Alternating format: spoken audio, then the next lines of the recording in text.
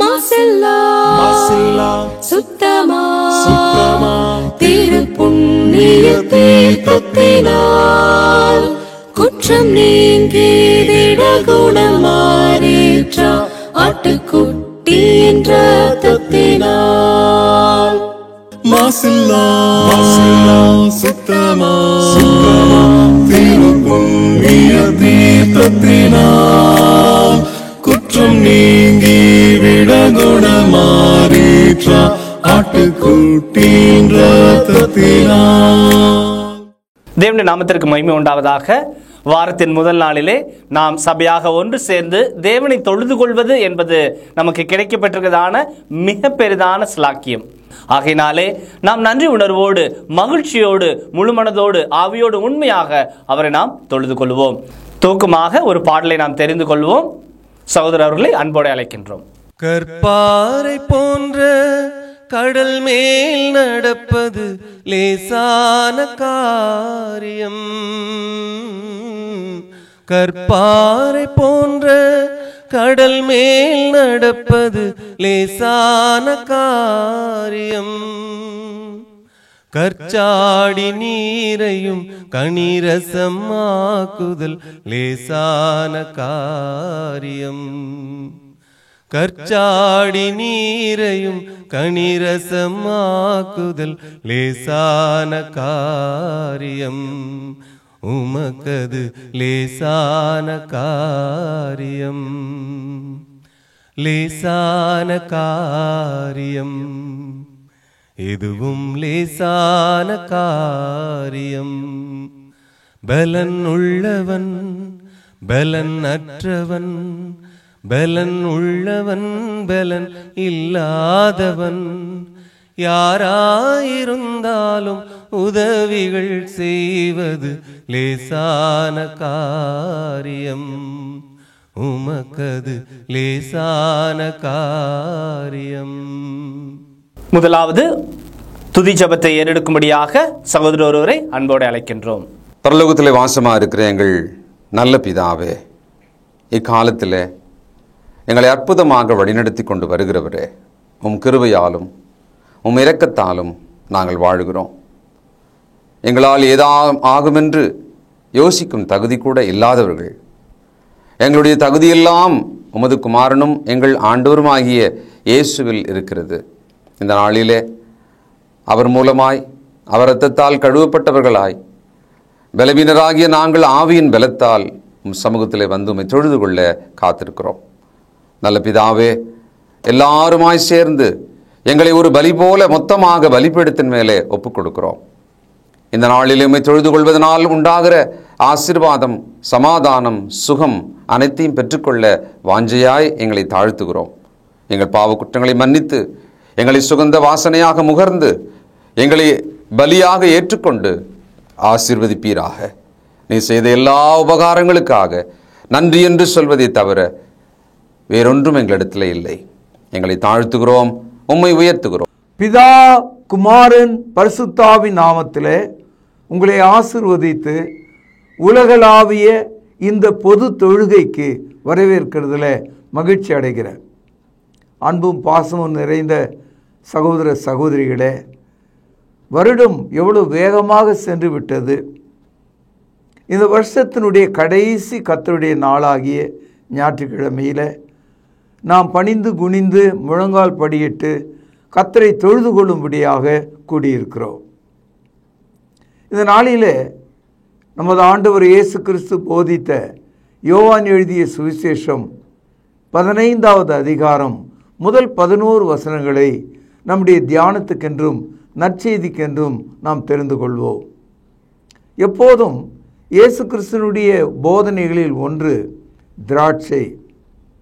அவர் முதலாவது அற்புதத்தை ஒரு கல்யாண வீட்டில் தண்ணீரை திராட்சை ரசமாக மாற்றினார் என்று யோவான் 2ஆம் அதிகாரத்தில் படிக்கிறோம். இயேசு கிறிஸ்துனுடைய வாழ்க்கையோட ஒன்றித்து போன ஒரு வார்த்தை திராட்சை, திராட்சை செடி. இயேசு கிறிஸ்துவை நீங்கள் எப்பொழுதாவது திராட்சை செடியாக உணர்ந்திருக்கிறீர்களா? இயேசு தம்மை குறித்து போதிக்கும் போது யோவான் 15ஆம் அதிகாரம் முதல் வசனத்தில் நானே மெய்யான திராட்சை செடி, நீங்கள் கொடிகள். எவ்வளோ அர்த்தமுள்ள ஒரு மார்க்கமாக இது இருக்கிறது என்று பாருங்கள். ஐ ஆம் the true wine, you are the branches. இந்த வார்த்தை என்னை மிகவும் அன்பு கூறச் செய்கிறது. கடவுள் எனக்கு கொடுத்த இடத்தை நான் சிந்தித்து பார்க்கிறேன். அவர் மரமானால் நான் கிளையாக இருக்கிறேன், அவர் செடியானால் நான் கொடியாக இருக்கிறேன். இந்த உறவை எண்ணி பாருங்கள். இந்த வருஷ கடைசியில் கிறிஸ்து உங்களுக்கு எந்த இடத்தை கொடுத்திருக்கிறார்? அவரோடு கூட பின்னி பிணைந்து வளர்ந்து வருகிற ஒரு கொடியாக உங்களை காண்பிக்கிறார். ஏசாயா 5ஆம் அதிகாரம் முதல் வசனத்தை பாருங்கள். பக்கம் 810. இப்பொழுது நான் என் நேசரிடத்தில் அவருடைய திராட்சை தோட்டத்தை குறித்து என் நேசருக்கு ஏற்ற ஒரு பாட்டை பாடுவேன். என் நேசருக்கு மகா செழிப்பான மேட்டிலே ஒரு திராட்சை தோட்டம் உண்டு. இவ்வளோ அருமையான ஒரு பாடல், கவனிச்சிங்களா? இதை ஏசாயா இயேசு கிறிஸ்துவுக்கு முன்பு 750வது ஆண்டிலே இந்த தீர்க்க தரிசனமாகிய பாடலை பாடுகிறார். ஏசாயா இயேசு கிறிஸ்துவை தேவனுடைய திராட்சை என்று சொல்கிறார், தோட்டம் என்று சொல்கிறார், அது மகிமையால் நிறைந்திருக்கிறது என்று சொல்கிறார். அன்பு சகோதரர்களே, நாம் அவருடைய தோட்டத்தில் திராட்சை செடியில் இருக்கும் கொடிகளாக இருக்கிறோம். அது போதும் எனக்கு. ஆண்டவர் என்னை கைவிடவில்லை. நாளை நான் பூத்து குலுங்குவேன், காயாக கனியாக மாறுவேன். Because I continue as a branch in Christ. எப்போதும் ஒரு திராட்சை செடியை பார்க்கும்போது அது உடனே பூ பூத்து காய்த்து அது பழமாக மாறிவிடும் என்று நீங்கள் எண்ணக்கூடாது. அது திராட்சை தோட்டத்தில், திராட்சை செடியில் அது நிலைத்திருந்தால் அது உரிய காலத்தில் பூவையும் காயையும் கனியையும் உங்களுக்கு தரும். நாம் அதை உண்போம். என் அன்பு சகோதரர்களே, இயேசு கிறிஸ்துவனுடைய கடைசி விருந்து மத்தேயு 26ஆம் அதிகாரத்தில் படிக்கிறோம்.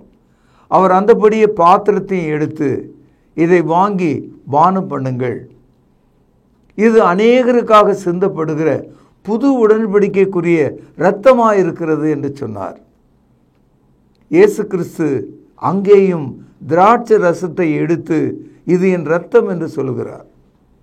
அன்பு சகோதரர்களை, இதை இணைத்து பார்க்கும்போது இந்த வருஷ கடைசியில் நாம் எங்கே இருக்கிறோம், யாரோடு இருக்கிறோம், எப்படி இணைக்கப்பட்டிருக்கிறோம், நிலைத்து இருக்கிறோம், இன்றைக்கு நாம் பூவாக இருக்கிறோமா, காயாக இருக்கிறோமா, மனம் வீசும் பழமாக இருக்கிறோமா என்று எண்ணி பார்ப்பது அவசியமாக இருக்கிறது. ஒரு கேள்வியை கேட்கிறார். நீங்கள் என்னுடைய செடியிலே நிலைத்திருந்தால் நீங்கள் என்னோடு சேர்ந்து வளருவீர்கள்.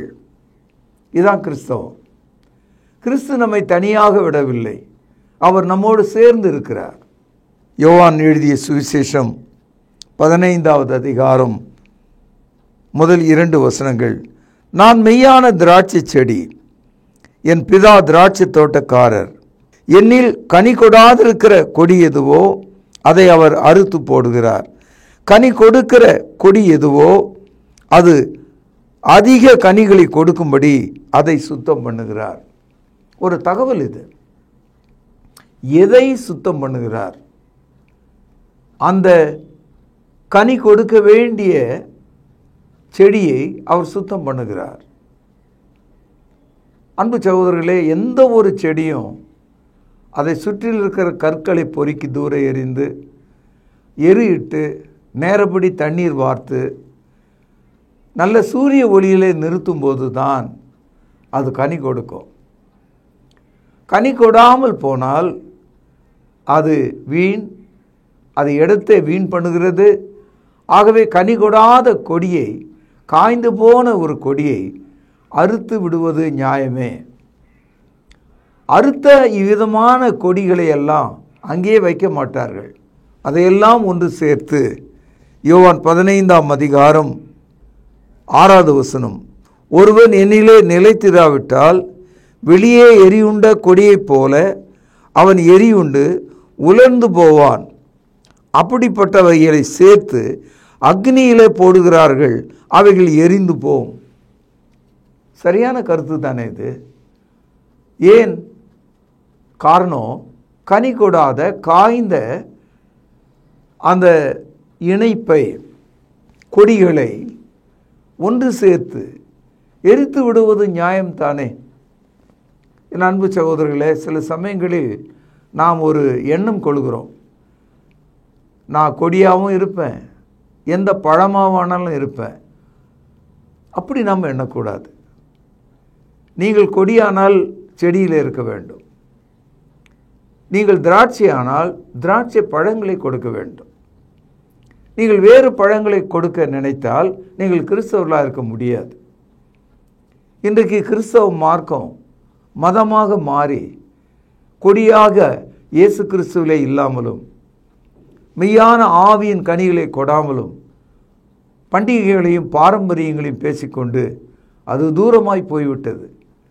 அதனுடைய முடிவு அது ஒன்று சேர்க்கப்பட்டு எரிக்கப்படும் என்று ஆண்டவர் சொல்கிறார். மத்தேயு எழுதிய சுவிசேஷம் 7வது அதிகாரம் 16வது வசனம், அவர்களுடைய கனிகளாலே அவர்களை அறிவீர்கள். முட்செடிகளில் திராட்சை பழங்களையும் முட்பூண்டுகளில் அத்தி பழங்களையும் பறிக்கிறார்களா? அப்படியே நல்ல மரமெல்லாம் நல்ல கனிகளை கொடுக்கும், கெட்ட மரமோ கெட்ட கனிகளை கொடுக்கும். நமது ஆண்டவர் ஒரு அருமையான காட்சியை காட்டுகிறார். ஒரு திராட்சை தோட்டம், அது தேவனுடையது. அதில் நீங்களும் நானும் கொடிகளாக இருக்கிறோம். ஆனால் சிலர் எப்படி இருக்கிறார்களாம், முட்செடிகளாக இருந்து கொண்டு நான் திராட்சை கனிகளை கொடுக்கிறேன் என்று சொல்கிறார்களாம். They were thistles, but they wanted to produce the grape. அவர்கள் முட்செடிகளாக இருக்கிறார்கள். இந்த ஆண்டு முழுவதும் நம்முடைய வாழ்க்கை நம்மையே குத்தும் முள்ளாகவும் பிறரை குத்தும் முள்ளாகவும் நம்முடைய ஆத்மாவுக்கு பயனற்ற வாழ்க்கை செய்திருந்தால் அது எவ்வளோ பெரிய துர்பாக்கியமான நிலை. ஒரு கேள்வி கேட்கிறார், முட்செடிகளில் நீங்கள் எப்படி திராட்சை பழங்களை எதிர்பார்க்க முடியும்? எப்படி அத்தி பழங்களை நீங்கள் எதிர்பார்க்க முடியும்? நல்ல மரமெல்லாம் நல்ல கனிகளை கொடுக்கும், கெட்ட மரம் கெட்ட கனிகளை கொடுக்கும். நல்ல மரத்தை அதனுடைய கனிகளால் நீங்கள் அறிந்து கொள்ளலாம். என் அன்பு சகோதரர்களே, கிறிஸ்தவ மார்க்கம் என்பது ஆவியின் மார்க்கம், விசுவாசத்தின் மார்க்கம். நல்ல கனிகளை அது கொடுக்க வேண்டியது அவசியமாக இருக்கிறது. யோவான் எழுதிய சுவிசேஷம் 15வது அதிகாரம் 4வது வசனம், என்னிலே நிலைத்திருங்கள், நானும் உங்களில் நிலைத்திருப்பேன். கொடியானது திராட்சை செடியிலே நிலைத்திராவிட்டால் அது தானாய் கனி கொடுக்க மாட்டாது. நீங்களும் என்னிலே நிலைத்திராவிட்டால் கனி கொடுக்க மாட்டீர்கள். ரொம்ப அழகான, அமைதியான, புரிந்து கொள்ளக்கூடிய ஒரு பக்குவமான ஒரு வசனம். ஒரு திராட்சை செடியில் ஒரு சின்ன அதனுடைய கொடியை விட்டு விட்டு அந்த வெட்டு தெரியாமல் அப்படியே அந்த செடியோடு அதை விட்டு விட்டார்கள். இப்பொழுது முழு செடியும் நன்றாக இருக்கிறது. அந்த கொடி வெட்டப்பட்ட பாகத்தை உடைய அந்த செடியும் கூட பச்சையாக தான் இருக்குது. ஆனால் நேரம் போக போக, வெயில் ஏற ஏற, பசுமையாக இருந்த செடியில் ஒரே ஒரு தொடர்புள்ள கொடி அது மங்கி போய் அது காய்வதின் அடையாளத்தை காட்டுகிறது. காலையில் நமக்கு அது தெரியல, அது ஒடிந்து இருக்கிறது, வெட்டப்பட்டிருக்குன்னு நமக்கு தெரியல. It was the branch was cut off, it is unnoticeable. ஆனால் போக போக தெரிகிறது அது காய்ந்து விட்டது. அதுபோல் தான் நம்முடைய வாழ்க்கையும் கூட விசுவாசத்தை விட்டு விலகி கொஞ்சம் கொஞ்சமாய் தூரமாய் போகிறோம். ஜீவனுள்ள தொழுகையை விட்டு தூரமாய் போனோம். கர்த்தருடைய நல்ல சீஷர்களாக இருப்பதை விட்டு தூரமாய் போனோம். நம்முடைய காணிக்கைகளை விட்டு தூரமாய் போனோம். நம்முடைய கீழ்ப்படுதலை விட்டு தூரமாய் போனோம். நம்முடைய குடும்பத்தை விட்டு தூரமாய் போனோம். மனைவி குழந்தைகளை விட்டு கணவன் தூரமாய் போனான். மனைவி புருஷனையும் பிள்ளைகளை விட்டு தூரமாய் போனாள். புருஷனும் மனைவியும் பெற்ற தாயும் தகப்பனை விட்டு தூரமாய் போனார்கள். பிள்ளைகள் பெற்றோரை விட்டு தூரமாய் போகிறார்கள். ஆரம்பத்தில் அந்த உறவு இருப்பது போல தெரிகிறது. கொடி அருந்திருக்கிறது என்பது வெளியே தெரியல. ஆனால் வாழ்க்கை என்னும் சூடு உஷ்ணம் உண்டாகும் போது, காற்று அதன் மீது வீசும்போது, மழை அதன் மீது பெய்யும் போது, வெட்டப்பட்ட கொடி அது நிலைத்திராமல் போனதுனால, அது செடியோடு ஒட்டாமல் போனதுனால அது கனியும் இல்லை, காய்ந்தும் போனது. அன்பு சகோதரர்களே, நீங்கள் கிறிஸ்துவுக்குள் நிலைத்திராவிட்டால் இந்த பழைய ஆண்டில், எதிர்வரும் புதிய ஆண்டில் நீங்கள் கிறிஸ்துவுடனே அவருடைய வார்த்தையின்படி நிலைத்திராவிட்டால் தானாக நீங்கள் கனி கொடுத்து விட முடியாது. Christianity it is a dependent religion. கிறிஸ்துவம் என்பது கிறிஸ்துவின் மேலே கட்டப்பட்ட ஒரு மார்க்கமாக இருக்கிறது. ஒரு தனி மனிதனாக நீங்கள் கிறிஸ்தவராக இருந்து விட முடியாது. நீங்கள் திருச்சபையிட்டு தூரமாக வாழ்ந்து விட முடியாது. உங்கள் கோபங்களும் வருத்தங்களும் எரிச்சல்களும் கலகங்களும் உங்களை கர்த்தரிடத்திலிருந்து தூரமாய் பிரிக்கிறதை நீங்கள் உணர வேண்டும். இப்பொழுது யோவான் 15ஆம் அதிகாரம் 5வது வசனம். நானே திராட்சை செடி, நீங்கள் கொடிகள். ஒருவன் என்னிலும் நான் அவனிலும் நிலைத்திருந்தால் அவன் மிகுதியாய் கனிகளை கொடுப்பான். என்னை அல்லாமல் நீங்கள் ஒன்றும் செய்யக்கூடாது. இந்த நிலைத்திருந்தால் ஆங்கிலத்தில் அபைட் என்ற ஒரு வார்த்தை. அதாவது ஒரு கொடி அல்லது கிளை மரத்துக்கு வெளியே ஒட்டப்பட்டிருக்கிறதா? இல்லை. மரத்தினுடைய எல்லா அணுக்களோடு சேர்ந்து அது உள்ளே ஊடுருவி வளர்ந்திருக்கிறது. நீங்கள் அந்த மரத்தினுடைய கிளையை தொட்டால், கொடியை தொட்டால், தரையிலே இருக்கிற வேர்களுக்கு அது உணரும். பூமியில் இருக்கிற வேர் அதை புரிந்து கொள்ளும். புரியுதா உங்களுக்கு? If you touch the branch, it touches the root. ஆண்டவர் சொல்கிறார், நீங்கள் என்னிலே நிலைத்திருந்தால், if you abide with me, continue with me, you will be with the root. அந்த செடியினுடைய வேரோடு இருப்பீர்கள். இன்றைக்கு கிறிஸ்தவ மார்க்கம் வாசனை திரவத்தை திறந்து மூடிய வைத்தால் வாசனையெல்லாம் வெளியே சென்று விடுவது போல, காற்றிலே கரைந்து விடுவது போல நம்முடைய வாழ்க்கை, நம்முடைய விசுவாசம் இந்த உலக மயக்கத்தில், கலகத்தில், போராட்டத்தில், வேதனையில் கரைந்து போகக்கூடியதாக இருக்கிறது. நீங்கள் கொடியானால் அந்த செடியிலே நிலைத்திருக்க வேண்டும். நீங்கள் கொடியானால் அந்த செடியின் வேரிலே நிலைத்திருக்க வேண்டும். அப்பொழுது நீங்கள் வேரினால் தண்ணீர் உறிஞ்சப்பட்டு அந்த செடிகளுக்கோ கொடிகளுக்கோ தேவையான உணவாக அது மாறும். அதுதான் உங்களுக்கு பூவாகும், கனியாகவும் பெருகும். இப்பொழுது 7வது வசனம்.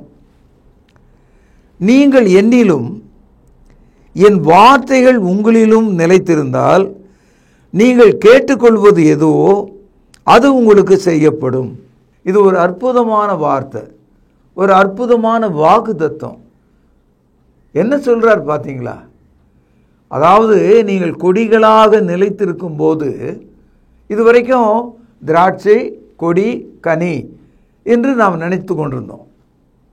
ஆனால் இந்த வசனத்தில் இயேசு கிறிஸ்து நீங்கள், உங்கள் வாழ்க்கை, இயேசு கிறிஸ்துவனுடைய வார்த்தை உங்களில் இருக்கும்போது, நீங்கள் அவருடைய வார்த்தையிலே நிலைத்திருக்கும் போது, when you abide in his word, என்ன சொல்லுகிறார்?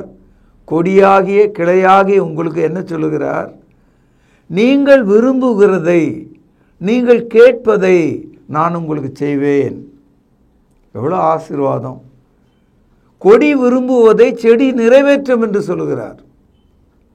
கொடியாகிய நீங்கள் வேண்டுகிறதை கொடுக்கிறேன் என்று சொல்கிறார். உங்கள் ஜெப வாழ்க்கை மேன்மைப்பட வேண்டும். நீங்கள் நிலைத்திருந்தால் நீங்கள் வேண்டிக் கொள்வது எதுவோ அது உங்களுக்கு உண்டாகும். மார்க் 11:24 படிக்கிறோம். நீங்கள் எவைகளை கேட்பீர்களோ அவைகளை பெற்றுக்கொண்டீர்கள் என்று விசுவாசியுங்கள். கேளுங்கள், அப்பொழுது உங்களுக்கு தரப்படும். நாம் அவருடைய சித்தத்தின்படி எதையாகிலும் கேட்டால் அவர் நமக்கு தருகிறார் என்பதே நாம் அவரை பற்றி கொண்டிருக்கிற தைரியம் என்று வேதவசனம் சொல்லுகிறது. ஒரு வெற்றிகரமான ஒரு வாழ்க்கையை குறித்து இங்கே பேசுகிறார். நீங்கள் செடியாகிய அந்த திராட்சையில் கொடியாக நிலைத்திருந்தால் நீங்கள் வெற்றியுள்ள, உங்கள் வேண்டுதலெல்லாம் தேவனால் கேட்கப்படக்கூடியதாக இருக்கும் என்று சொல்லுகிறார். கிறிஸ்தவ வாழ்க்கை வெற்றியின் வாழ்க்கை, கிறிஸ்தவ வாழ்க்கை ஆசீர்வாதத்தின் வாழ்க்கை. ஆபிரகாமுக்கு செல்வம் உண்டானது போல, ஆபிரகாமுக்கு பிள்ளை உண்டானது போல உங்கள் வாழ்க்கையிலும் பிள்ளைகளும் உங்கள் வாழ்வுக்கு ஏதுவான செல்வங்களும் உண்டாகும் என்று சொல்கிறார். You will be blessed with children and prosperity. உங்கள் ஜெபங்கள் கேட்கப்படும் என்று சொல்கிறார். 8வது வசனம், நீங்கள் மிகுந்த கனிகளை கொடுப்பதினால் என் பிதா மகிமைப்படுவார், நீங்களும் எனக்கு சீஷராயிருப்பீர்கள். The more fruit brings glory to God. அதிக கனிகளை கொடுக்கிற ஒரு கிறிஸ்தவரா, ஒரு கிறிஸ்தவ குடும்பமா, கிறிஸ்தவ பெற்றோர்களா, கிறிஸ்தவ திருச்சபையா எண்ணி பாருங்கள். நீங்கள் அதிக கனிகளை கொடுப்பதனால நீங்கள் எனக்கு சீஷராயிருப்பீர்கள். ஆங்கிலத்தில் you shall be my disciples. அப்போஸ்தலர் நடபடிகள் 11ஆம் அதிகாரம் 26வது வசனத்தில் படிக்கிறோம். முதல் அந்தியோகியாவில் சீஷர்களுக்கு கிறிஸ்தவர்கள் என்று பெயர் உண்டாயிற்று. நீங்கள் எனக்கு சீஷர்களாயிருப்பீர்கள். இப்பொழுது செடி கொடி திராட்சை என்ற அந்த கருத்து நீங்கி நம்மோடு தேவன் நேரடியாக பேசுவதாக அமைந்து விட்டது. இந்த ஊமை நேரடியாக நம்மிடத்தில் பேசுவதாக மாறிவிட்டது. இயேசு திராட்சை செடி, பிதாதன் தோட்டக்காரர், சீஷராகி நீங்களும் நானும் அதில் உள்ள கொடிகளும் கனிகளும் ஆயிருக்கிறோம். நாம் அதிக கனிகளை கொடுக்கும்போது பிதா மகிமைப்படுகிறார், நாம் அவருடைய சீஷர்களாக இருக்கிறோம். இந்த ஆண்டின் இறுதியில் நான் அவருடைய சீஷன். I am his disciple. என்னை யாரும் தடுக்க வேண்டாம். என் முகம் அவரை நோக்கி இருக்கிறது, அவருடைய வருகை காத்திருக்கிறது. நான் அவருடைய சீஷன். உலகம் முழுதும் நான் புறப்பட்டு சென்று நற்செய்தியை சொல்லுவேன். நான் அவருடைய சீஷன். அவர் நிமித்தம் உலகத்தில் பாடுகளை அனுபவிப்பேன். நான் அவருடைய சீஷன். சிலுவை நிமித்தம் நான் வெட்கப்பட மாட்டேன். நான் அவருடைய சீஷன். இயேசு சொன்ன வார்த்தைகளில் நான் நிலைத்திருப்பேன். இந்த உலகத்தோடு நான் போவது கிடையாது. நான் அவருடைய சீஷன். அவர் நடந்த விதமாக நானும் நடக்கிறேன். இந்த நம்பிக்கை உங்களுக்கு உண்டாக வேண்டும். 9வது வசனம், பிதா என்னிலே அன்பாயிருக்கிறது போல நானும் உங்களில் அன்பாயிருக்கிறேன், என் அன்பிலே நிலைத்திருங்கள். எவ்வளோ அற்புதமான ஒரு வாக்குத்தத்தம். Abide in my love. முதல்ல சொன்னாரு என்னுடைய வார்த்தையிலே நிலைத்திருங்கள். அதுக்கு முன்னால சொன்னாரு செடியிலே கொடியாக நிலைத்திருங்கள். இப்பொழுது சொல்றாரு என்னுடைய அன்பிலே நிலைத்திருங்கள். நம்ம குடும்பத்தில் யாராவது பிரிஞ்சு போனால் நமக்கு வருத்தமாக இருக்குது. காரணம் என்னென்னா, அன்பில் இருந்து அவங்க அருந்து போகிறாங்க.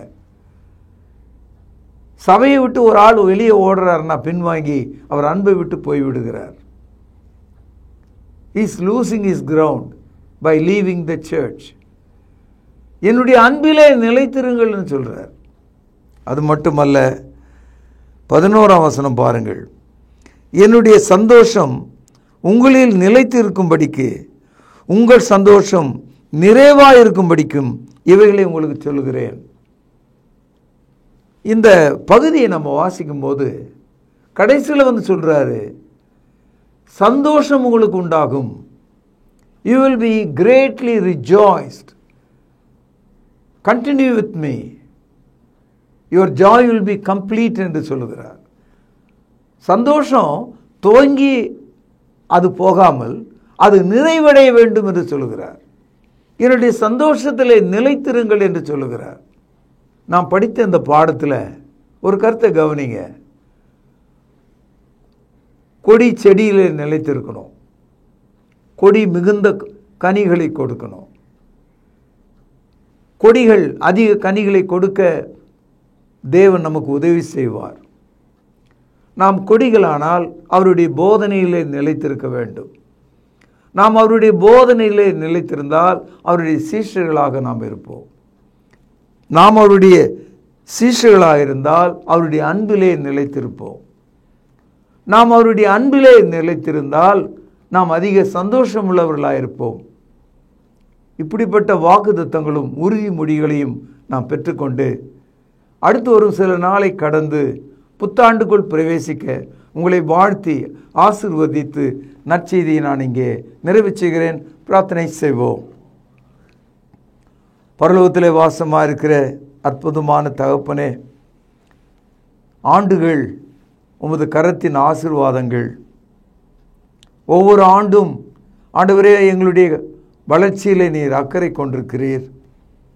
நாங்கள் நல்ல திராட்சை கொடியாக உம்மிலே நிலைத்திருக்கவும், உமது வார்த்தைகளில் நிலைத்திருந்து உமது சீஷர்களாக இருக்கவும், உமது அன்பிலே நிலைத்திருக்கவும், உம்முடைய சந்தோஷத்திலே நிலைத்திருக்கவும் எங்களையும் எங்கள் குடும்பங்களையும் ஆசீர்வதியும்.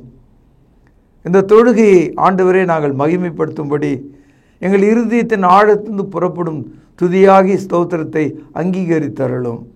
ஆண்டவரும் கர்த்தரும் இரட்சகருமாக இருக்கிற இயேசுவின் நாமத்தில் ஜெபம் கேளும் ஜீவனுள்ள எங்கள் நல்ல பிதாவே, ஆமென். நம்முடைய கர்த்தராகிய இயேசு கிறிஸ்துவின் கிருபையும் பிதாவின் அன்பும் பரிசுத்த ஆவியானவருடைய ஆசீர்வாதமும் வழி நடத்துதலும் இந்த புதிய ஆண்டோடு உங்கள் அனைவரோடும் நிலைத்திருப்பதாக. ஆமென். கிறிஸ்து இயேசு தம்முடைய சரீரத்தை நமக்காக கிழிக்கு கொடுத்து தன்னுடைய இரத்தத்தை சிந்தினார். அவருடைய பந்தியை நினைவு கூறத்தக்கதாக நாம் ஆயத்தமாவோம். வழிநடத்தும்படியாக சகோதரர்களை அன்போடு அழைக்கின்றோம். கர்த்தருடைய பந்தியிலே பங்கு கொள்ளும்படி நம்மை நாமே ஆயத்தப்படுத்துவோம். ஆண்டவராகிய இயேசு கிறிஸ்து காட்டி கொடுக்கப்பட்ட அன்று ராத்திரியிலே அப்பத்தை எடுத்து ஆசீர்வதித்து, இதை பிட்டு நீங்கள் வாங்கி புசியுங்கள், இது உங்களுக்காக பிற்கப்படுகிற என்னுடைய சரீரமாய் இருக்கிறது என்று சொல்லியிருக்கிறார். அப்பத்திற்காக நாம் ஜெபித்து இதில் பங்கு கொள்வோம்.